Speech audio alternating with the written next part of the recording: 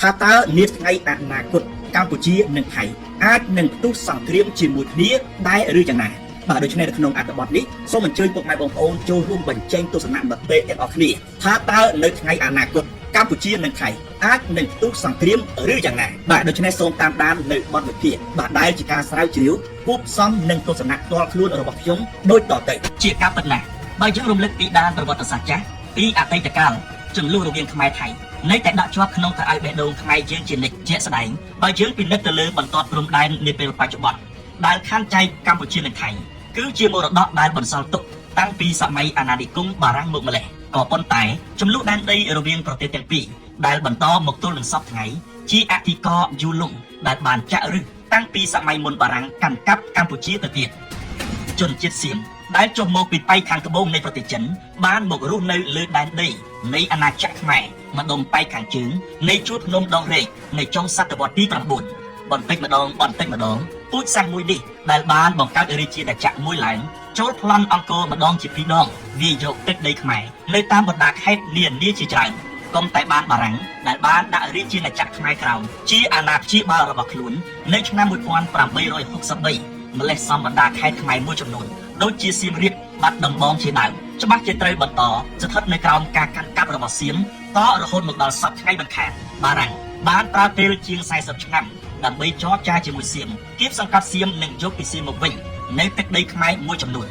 ឧទាហរណ៍ជាក់ស្ដែងតាមរយៈសន្ធិសញ្ញាឆ្នាំ1893សៀមបានប្រគល់ខេត្តស្ទឹងត្រែងហើយក្រោយមកទៀតផ្អែកទៅលើអនុសញ្ញាឆ្នាំ1904ខេត្តមលូព្រៃនិងទន្លេពៅមកឲ្យអាជ្ញាធរបារាំងដែលជាអ្នកត្រួតត្រាព្រះរាជាណាចក្រកម្ពុជាខ្មែរមិនតែប៉ុណ្ណោះតាមរយៈអនុសញ្ញាឆ្នាំ1904បារាំងនិងសៀមថែមទាំងបានគ្រោងថានឹងគូសឲ្យបានច្បាស់លាស់ជាស្ថាពរនៅបន្ទាត់ព្រំដែនរវាងកម្ពុជានិងសៀម3ឆ្នាំក្រោយមកទៀតសន្ធិសញ្ញាឆ្នាំ1907បានតម្រូវឲ្យសៀមប្រគល់មកវិញនៅដែនដីខេត្តបាត់ដំបងខេត្តសៀមរាបនិងសេរីសាភ័ណ្ឌជាថ្នូរមកវិញបារាំងប្រគល់ទៅឲ្យសៀមនៅដែនដីដែលកងទ័ពជើងទឹកបារាំងវិនិយោគនៅខែកក្កដាឆ្នាំ1893គួររំលឹកថានៅឆ្នាំ1907ដល់ឆ្នាំ1909ភាគីបារាំងនិងភាគីសៀមបានគូបន្ទាត់ព្រំដែនមួយឡើងហើយពីឆ្នាំ1918ដល់ឆ្នាំ1919បង្គោលជាច្រើនរាប់សិបដើមថែមទាំងត្រូវបានដាំនៅលើព្រំដែន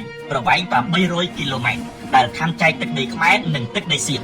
យ៉ាងណាមិញនៅក្នុងអតីតកាលក៏ដូចជាពេលបច្ចុប្បន្នរាជបល្ល័ង្កកងទ័ពនិងអ្នកនយោបាយសៀមមិនបានពេញចិត្តនឹងបន្ទាត់ព្រំដែននោះទេហើយនៅតែបន្តអាល័យនឹងបណ្ដាខេត្តខ្មែរដែលខ្លួនធ្លាប់បានកាន់កាប់ជាពិសេសទឹកដីអង្គរដែលសម្បូរទៅដោយប្រាង្គប្រាសាទម្ល៉េះហើយឲ្យតែមានឱកាសសៀមដែលដូរឈ្មោះជាថៃនៅឆ្នាំ1939តែងតែរករឿងសើរើឡើងវិញជានិច្ចលើសន្ធិសញ្ញាព្រំដែនដែលសេសសល់ពីអតីតកាលនៅក្នុងន័យនេះនៅឆ្នាំ1940ក្នុងសម័យសង្គ្រាមលោកលើកទី2ថៃដែលចូលដៃជាមួយជប៉ុនបានឆក់យកខេត្តបាត់ដំបងនិងសៀមរាបទៅវិញគេត្រូវរងចាំរហូតដល់ចប់សង្គ្រាមលោកលើកទី2គឺនៅពេលដែលបារាំងមានឥទ្ធិពលឡើងវិញនៅឥណ្ឌូចិនទើបឃើញថៃដែលត្រូវបានសហគមន៍អន្តរជាតិគៀបសង្កត់យល់ព្រមប្រគល់ខេត្តបាត់ដំបងនិងសៀមរាបមកឲ្យកម្ពុជាយើងវិញក្រោយមកទៀតនៅឆ្នាំ1953គ្រាន់តែកម្ពុជាទទួលបានឯករាជ្យពីបារាំងភ្លាមថៃបានមករករឿងផ្លែតជាថ្មីម្ដងទៀតដោយបានបញ្ជូនទ័ពមកកាន់កាប់ប្រាសាទព្រះវិហារសម្ដេចទៅលោរដំសីហនុបានចំណាយពេល9ឆ្នាំមុននឹងទាមទារប្រាសាទព្រះវិហារបានមកវិញនៅខែកក្កដាឆ្នាំ1962ក្រោយពីតុលាការក្រុងឡាអេបានចេញសារក្រមមួយទទួលស្គាល់ថាប្រាសាទនេះជាកម្មសិទ្ធិរបស់ខ្មែរស្ថិតនៅលើទឹកដីខ្មែរនិងតម្រូវឲ្យថៃដកទ័ពចេញពីទីនោះរហូតមកទល់មុនឆ្នាំ2008យើងនឹកស្មានថាទីក្រុងបាងកកសុខចិត្តទទួលស្គាល់នៅបន្ទាត់ព្រំដែនរវាងកម្ពុជានិងថៃដោយសារតែកាលពីឆ្នាំ2000ថៃនិងកម្ពុជាបានចុះហត្ថលេខាលើអនុសារណៈជួបជុលគ្នាមួយច្បាប់ដើម្បីគ្រងដាក់បង្គោលលើព្រំដែននៃប្រទេសទាំងពីរដោយយកសន្ធិសញ្ញានិងអនុសញ្ញាដែលមានសេសសល់ពីអតីតកាលមកធ្វើជាមូលដ្ឋានរបស់ខ្លួនតាមការពិតថៃមិនបានដូរគំនិតនោះទេនៅតែចិញ្ចឹមមហិច្ឆតាចង់បានទឹកដីខ្មែរដដែលនៅថ្ងៃទី14ខែកក្កដាឆ្នាំ2008កងទ័ពថៃបានចូលកាន់កាប់តំបន់ក្បែរប្រាសាទព្រះវិហារគឺតែមួយសប្តាហ៍ប៉ុណ្ណោះក្រោយពីអង្គការ UNESCO បានចុះប្រាសាទនេះក្នុងបញ្ជីបេតិកភណ្ឌពិភពលោករបស់មនុស្សជាតិតាំងពីពេលនោះមកភាពតានតឹងបានកើតឡើងកងទ័ពថៃនិងកងកម្លាំងកម្ពុជា តែងតែប៉ះទង្គិចគ្នាម្ដងហើយម្ដងទៀតរហូតកងទ័ពថៃបានចូលរៀលដាលដល់ទិសប្រាសាទតាមាន់និងប្រាសាទតាក្របីនៅឆ្នាំ2011ការមើលមុខគ្នាមិនចំបែបនេះរវាងថៃនិងកម្ពុជាប្រព្រឹត្តទៅជួនចំពេលដែលប្រទេសថៃក៏កំពុងតែប្រទះនឹងវិបត្តិផ្ទៃក្នុងមួយដ៏ធ្ងន់ធ្ងរមិនថារាជបល្ល័ង្កមិនថាថ្នាក់ដឹកនាំនិងកងទ័ពថៃអាចនឹងចង់យកលេសបំផុសបំផុលនៃចលនាជាតិនិយមដើម្បីផ្សះផ្សាប្រជាជាតិដែលកំពុងតែបែកបាក់នៅថ្ងៃទី11ខែវិច្ឆិកាឆ្នាំ2013តាមរយៈបណ្ដឹងរបស់កម្ពុជាតុលាការក្រុងឡាអេហៅកាត់ថា ICJ បានប្រកាសសម្រេចជាឯកច្ឆន្ទថាសាលក្រមឆ្នាំ1962 ICJ បានប្រគល់ប្រាសាទព្រះវិហារនិងតំបន់ដែលនៅជុំវិញប្រាសាទទាំងអស់គឺស្ថិតនៅក្នុងទឹកដីរបស់កម្ពុជាហើយតម្រូវឲ្យថៃមានកាតព្វកិច្ចដកទ័ពដកប៉ូលីសដកឆ្នាំថៃដែលឈរជើងនៅក្នុងតំបន់នោះចេញទាំងអស់បរាជ័យនេះបានធ្វើឲ្យថៃបាក់អំនួតទទួលនូវភាពអាម៉ាស់ចិញ្ចឹមចិត្តគង់គួនជាមួយកម្ពុជារងចាំតែពេលឱកាសមកដល់និងដណ្ដើមយកទឹកដីព្រះវិហារទៅកាន់កាប់វិញលើសពីនេះបញ្ហាព្រះវិហារបានតាមលងប្រជាជននិងថ្នាក់ដឹកនាំមេដឹកនាំថៃអស់រយៈពេលជាច្រើនឆ្នាំមកហើយព្រះវិហារគឺជានិមិត្តរូបនៃភាពអាម៉ាស់របស់ថៃក៏ថាបានដែលថៃតែងតែចាត់ទុកខ្លួនឯងថាជាប្រទេសខ្លាំងក្លាក៏ប៉ុន្តែបែរជាត្រូវចាញ់ក្តីជាមួយកម្ពុជាដែលថៃតែងតែចាត់ទុកថាជាប្រទេសតូចតាចនិងមានសេដ្ឋកិច្ចទន់ខ្សោយទៅវិញហេតុផលដ៏សំខាន់មួយទៀតដែលកម្ពុជាស្វិតស្វាញការពារទឹកដីនៅទិសប្រាសាទព្រះវិហារទិសប្រាសាទតាមាន់ទិសប្រាសាទតាក្របីជាដើមពីព្រោះរាល់ឯកសារច្បាប់អន្តរជាតិទាំងអស់សុទ្ធតែបញ្ជាក់ច្បាស់ថាទឹកដីនេះជាដីរបស់កម្ពុជា 100% ចំណែកឯថៃវិញមានត្រឹមតែផែនទីដែលថៃគូជាឯកតោភាគីប៉ុណ្ណោះក្រៅពីចំនួនព្រំដែនដីគោកក៏មានចំនួនព្រំដែនសមុទ្រដែលប្រទេសថៃនិងកម្ពុជាមិនទាន់ដោះស្រាយរួចរាល់នៅឡើយ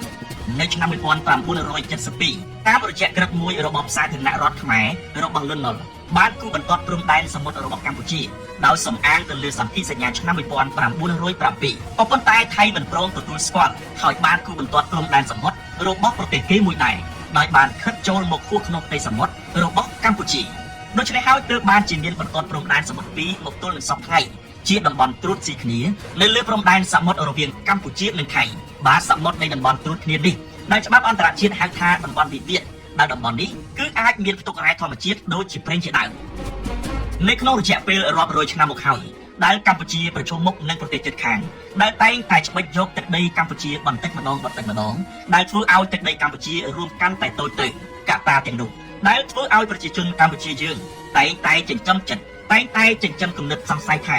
ប្រទេសជិតខាងមានមហិច្ឆតាច្បិចយកទឹកដីកម្ពុជារហូតចង់លាបទឹកដីកម្ពុជាទាំងមូលនៅថ្ងៃណាមួយហេតុដូច្នេះហើយបានជាបញ្ហាព្រំដែនគឺជាបញ្ហារសើបបំផុតសម្រាប់ប្រជាជនកម្ពុជានៅពេលណាដែលមានចំនួនទឹកដីជាមួយប្រទេសជិតខាងប្រជាជនកម្ពុជាតែងតែប្រឆាំងដាច់ខាតមិនចង់ឲ្យមានការបាត់បង់ទឹកដីសូម្បីតែមួយចំអាមនោះទេវាពិតណាស់ថាចំនួនព្រំដែនកម្ពុជាថៃកាលពីឆ្នាំ2008ដល់ឆ្នាំ2011ថៃបានយកចំនួនព្រំដែនទៅបម្រើផលប្រយោជន៍នយោបាយផ្ទៃក្នុងអំឡុងពេលដែលប្រទេសថៃកំពុងជួបប្រទះនៅវិបត្តិនយោបាយធ្ងន់ធ្ងរត្រង់នេះយើងងាកមកកម្ពុជាយើងវិញចំនួនព្រំដែនបញ្ហាបន្ទាត់ព្រំដែនក៏ត្រូវបានក្រុមអ្នកនយោបាយដែលមាននិន្នាការប្រឆាំងជ្រុលនិយមទៅនឹងរាជរដ្ឋាភិបាលកម្ពុជាក៏បានយកគំរូទៅតាមក្រុមអ្នកនយោបាយជ្រុលនិយមរបស់ថៃដូចគ្នាផងដែរបើទោះបីណាជាប្រមុខរាជរដ្ឋាភិបាលក្នុងសម័យសម្ដេចនាយកហ៊ុនសែនជានាយករដ្ឋមន្ត្រីនិងបន្តសម្ដេចបវរធិបតីហ៊ុនម៉ាណែតជានាយករដ្ឋមន្ត្រីបានបញ្ជាក់ច្បាស់លាស់យ៉ាងណាក៏ដោយនៅផែនទីប្រទេសកម្ពុជាក៏ក្រុមប្រឆាំងជ្រុលនិយមនៅតែបន្តយកបញ្ហាព្រំដែនធ្វើជាប្រធានបទទាញយកប្រជាប្រិយដោយគ្មានក្តីអៀនខ្មាស់សូម្បីតែបន្តិចលើសពីនេះបញ្ហាចំនួនព្រំដែននេះក្រុមប្រឆាំងជ្រុលនិយមតែងតែរុញស្ថានភាពរបស់ប្រទេសជាតិឲ្យធ្លាក់ចូលទៅក្នុងភាពវឹកវរបង្កអស្ថិរភាពបង្កអរិយភាពនិងបង្កើតទំនាស់បែកបាក់ដល់ប្រជាជនកម្ពុជាតាមរយៈពាក្យចោទរាប់សិបឆ្នាំថាបាត់ដីថាកិច្ចព្រមព្រៀង CLV DTA ជាកិច្ចព្រមព្រៀងកាត់ដីឲ្យវៀតណាមជាដើមតែធៀបពិត CLV DTA គឺគ្រាន់តែជាក្របខ័ណ្ឌកិច្ចសហប្រតិបត្តិការ